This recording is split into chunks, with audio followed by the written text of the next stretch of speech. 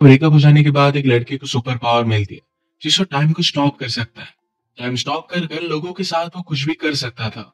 Hello friends, इसी concept पर based आज मैं आपको कैशबैक ये 2006 की एक fantasy romance Hollywood movie explain करने वाला हूँ। अगर आपको वीडियो अच्छा लगता है तो प्लीज इसे लाइक और कमेंट जरूर कर दीजिएगा। बिना किसी देरी के एक्सप्लेनेशन स्टार्ट करते हैं। मूवी स्टार्ट होते ही हम हमारे मेन कैरेक्टर बेन का ब्रेकअप देख सकते हैं। जिस लड़की से उसका ब्रेकअप हो रहा था सूजी, ये उसकी फर्स्ट गर्लफ्रेंड थी। उसके साथ बिताए हर पल उसे याद आ रहे थे।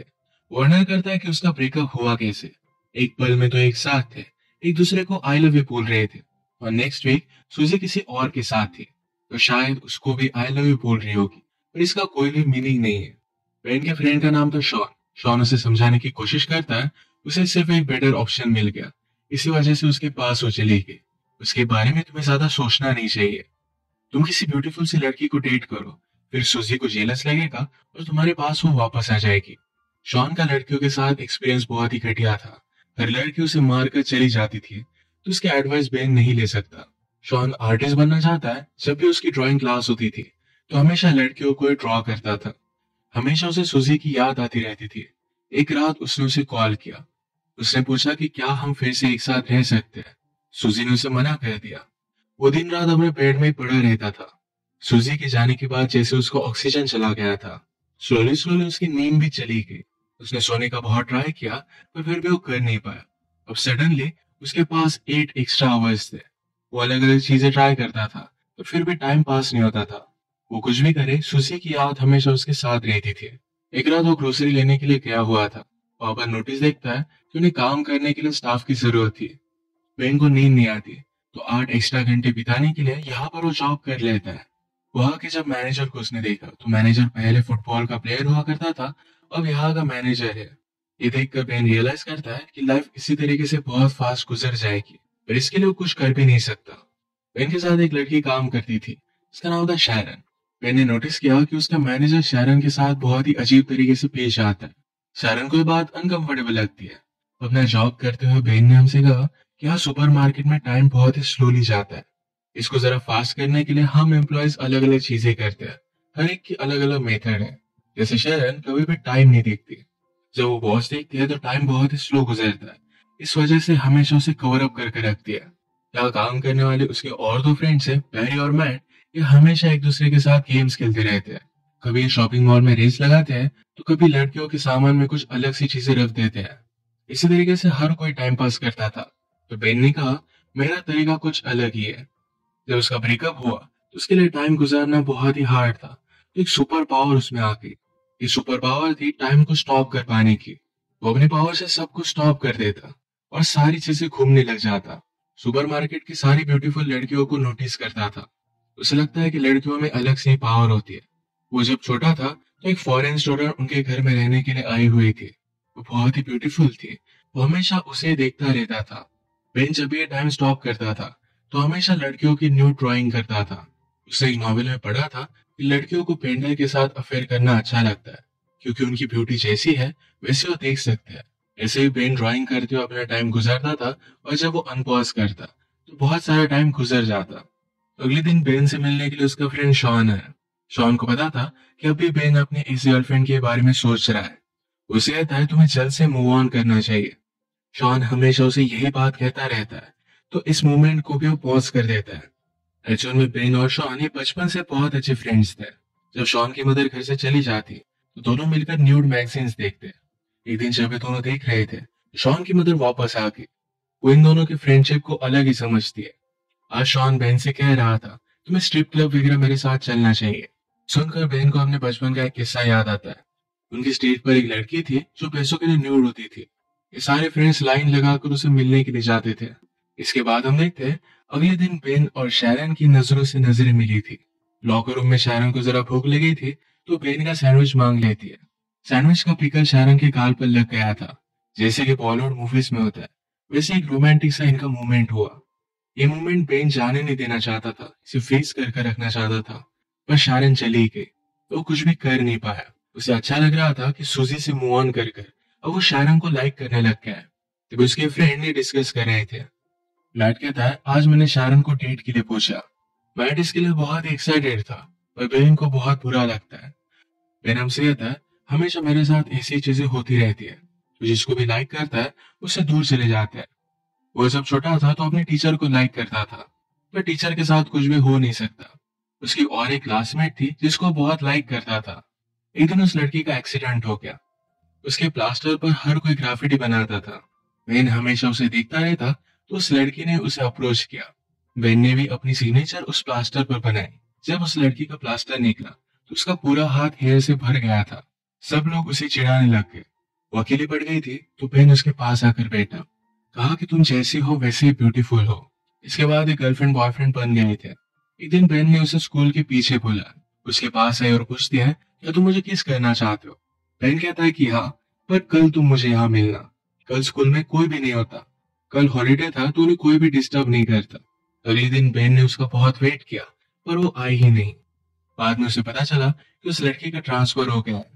फिर से हम प्रेजेंट में देखते हैं कि बेन और शॉन बात कर रहे थे। बेन ने शारन के बारे में शॉन को बताया, पर वो ये भी कहता है मैट और शारन आज मूवी देखने के लिए जाने वाले हैं। शॉन ने कहा कि वो सिर्फ एज अ फ्रेंड्स मूवी देखने के लिए जा रहे होंगे, उनके बीच में कुछ है ऐसा कंपल्सरी नहीं।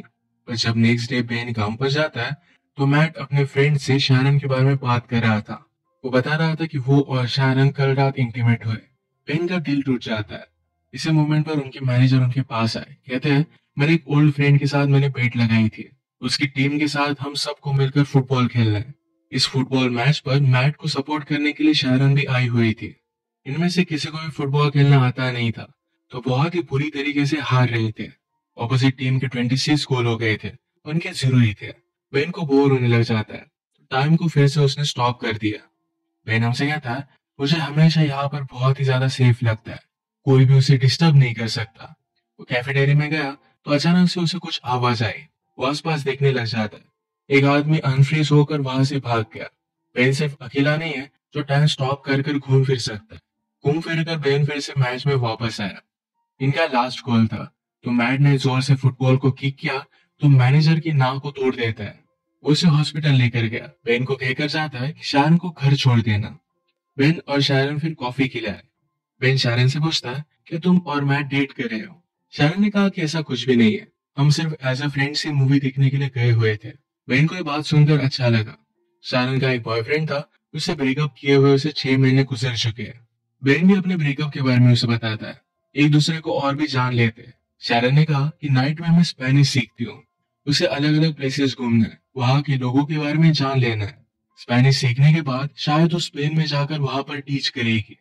उसे साउथ अमेरिका भी बहुत अच्छा लगता है, तो वहां पर भी वो जाना चाहती थी। वो बेन को उसके ड्रीम्स के बारे में पूछती है। बेन ने कहा कि मुझे ड्रॉ करना बहुत अच्छा लगता है, शायद एक दिन उसकी भी आर्ट गैलरी में एग्जीबिशन होगा। शारन ने कहा कि मैं हमेशा एक आर्टिस्ट से मिलना चाहती थी। वो वर्ल्ड की किसी भी चीज में ब्यूटी देख सकते हैं। ये बात शारन को बेन की बहुत अच्छी लगी। बेन ने शारन को घर पर छोड़ दिया। ये दोनों किस करने वाले थे, पर ये सही से हो नहीं पाई। अगले दिन मैनेजर ने अनाउंस किया कि उसका बर्थडे आने वाला है, तो सबको उसके घर पर पार्टी के लिए आना पड़ेगा। शारन फिर बेन से पूछती है, क्या उस रात तुम मेरे साथ चलोगे? बेन इसके लिए हाँ कहता है। इन दोनों की एक ऑफिशियल डेट थी। मैनेजर ने बेन को बुलाया, कहा कि बर्थडे पर एक सरप्राइज ट्रिपर भी होनी चाहिए। इसका इंतजाम तुम करोगे। बेन को पता नहीं था कि वो कैसे करेगा, और वो शॉन की हेल्प लेता है। शॉन को इन सब चीजों के बारे में बहुत ही अच्छी नॉलेज होती है। तो उसे एक पब में वो लेकर गया। वो एक लड़की से बात करता है, और उस लड़की ने कहा कि मैं उस रात बहुत ही बिजी हूँ, मेरे एक फ्रेंड को वहां पर मैं भेज दूंगी। कल रात के बाद बेन को हर जगह पर शारन ही दिख रही थी। वो टाइम को स्टॉप कर कर हमेशा उसे ही ड्रॉ करता। ऐसे कुछ दिन बीत गए और कल मैनेजर का बर्थडे था। शारन बेन से पूछती है, क्या तुम अभी मेरे साथ डेट पर चलना चाहते हो? बेन कहता है कि ऑफकोर्स चलना चाहता हूँ। जाते वक्त शारन बेन को प्रॉपरली किस कर गई। इतने दिन तो बेन को नींद नहीं आई थी, पर आज रात वो बहुत सोया। उठने के बाद उसे एक आर्ट गैलरी से कॉल आता है। बेन के पिक्चर्स उन्हें बहुत अच्छे लगे थे और उसे मिलने के लिए बुलाया हुआ था। बेन इसके लिए बहुत ही एक्साइटेड हो जाता है, पर सिर्फ उसके फ्रेंड मैट और बैरी उसका मजा ले रहे थे। रात में बहुत ही अच्छे से रेडी होकर वो शारन के पास पहुंचा। वो शारन को अपने आर्ट की गुड न्यूज बता देता है। उसे भी बहुत अच्छा लगता है। ये दोनों फिर पार्टी में आए, पर बेन यहाँ पर सुजी को देखता है। पार्टी में इन्होंने ऑर्डर की हुई स्ट्रिपर भी आई हुई थी। ये वही स्ट्रिपर थी जो शॉन और बेन बचपन में देखने के लिए जाया करते थे। शॉन मौके का फायदा उठाकर उसे डेट के लिए पूछ लेता है। शॉन हमेशा लड़कियों से कुछ भी गलत चीजें बोलता था, पर ये लड़की उसे बचपन से जानती है, तो कोई भी प्रॉब्लम नहीं होगा। शायद उसकी भी लव स्टोरी यहाँ से स्टार्ट हो जाएगी। पार्टी में बेन जरा वॉशरूम के लिए जाता है, तो वहां पर सूजी भी थी। सूजी को बेन को शारंग के साथ देखकर जरा बुरा लगा था। वो रियलाइज करती कि बेन उसके लिए परफेक्ट था, तो उसे फिर से पाना चाहती थी। बेन उसमें कोई भी इंटरेस्ट नहीं दिखाता। इसी के पैरेलल में हम देख सकते हैं मैनेजर शारन से बात करने लग गया। वो उसे हरास करने लग जाता है, तो शारन इस पर गुस्सा हो गई और यहाँ से निकलने लग गई। उसने जब ऊपर बेन और सूजी को देखा, तो उसी मोमेंट पर सूजी बेन को किस कर रही थी। अगली मोमेंट पर बेन ने उसे झटक दिया था, पर शारन ने देखा नहीं। वो गुस्से में यहाँ से चली गई। बेन रियलाइज करता है कि शारन को क्या लगा होगा। उसने टाइम को स्टॉप कर दिया, सोचा कि वो शारन को क्या बताएगा, पर कुछ भी वो सोच नहीं पाता। ऐसे उसने 2 दिन तक टाइम को स्टॉप करके रखा था। अनपॉज करने के बाद भी वो शारन को मना नहीं पाता। उसे मिलने के लिए गया, पर शारन उसकी कुछ भी बात नहीं सुनती। उसे फिर से नींद आना बंद हो जाता है। जैसे हमने पहले देखा था कि बेन के फ्रेंड से उसे प्रैंक कॉल कर कर एक आर्ट गैलरी में मिलने के लिए बुलाया हुआ है। तो बेन एक्चुअल में अपने सब आर्ट लेकर उस आर्ट गैलरी में चला जाता है। वहां के एजेंट से उसने बात की तो उसकी कोई भी अपॉइंटमेंट नहीं थी, पर एजेंट उसकी ड्राइंग देख लेता है। उसे ड्राइंग्स बहुत ही पसंद आई। वो बेन को अपॉर्चुनिटी देते हैं और अब उसका एक आर्ट शो होने वाला था।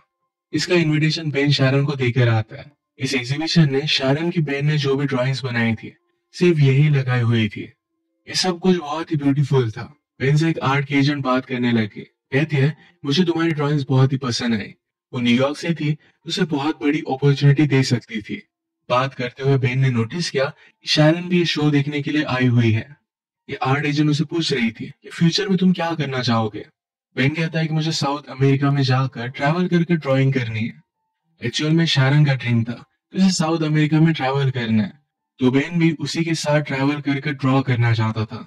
शारन उसकी सारी ड्राइंग्स देखकर बेन को माफ कर देती है। बेन फिर से उसे सॉरी कहता है, पर शारन ने कहा कि पेंटिंग्स देखकर मैं सब कुछ समझ गई हूँ।